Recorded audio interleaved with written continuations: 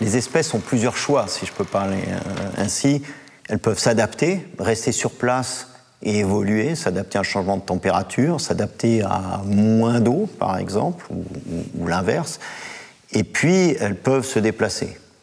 Pas toutes, certaines peuvent se déplacer. Un arbre va se déplacer difficilement, des oiseaux se déplaceront plus facilement, mais même certaines n'ont pas la possibilité de se déplacer si elles sont en haut d'une montagne, si elles sont sur une île ou si elles sont au milieu d'une zone en gros façonnée par l'homme. S'il y a des routes, s'il y a des barrières au déplacement, elles auront du mal à échapper en gros aux nouvelles menaces.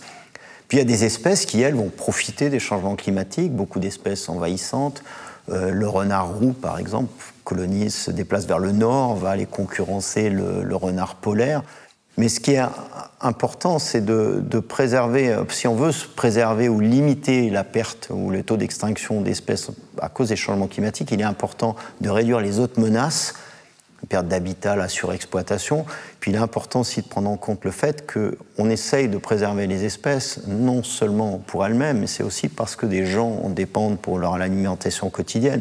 Donc par exemple, les changements climatiques diminueraient les ressources en eau, diminuent les débits dans les rivières, assèchent dans certains endroits les rivières, les gens pêchent, les gens se nourrissent de poissons, parfois utilisent les plantes aquatiques à proximité. Donc si ces espèces disparaissent, ne peuvent pas s'adapter.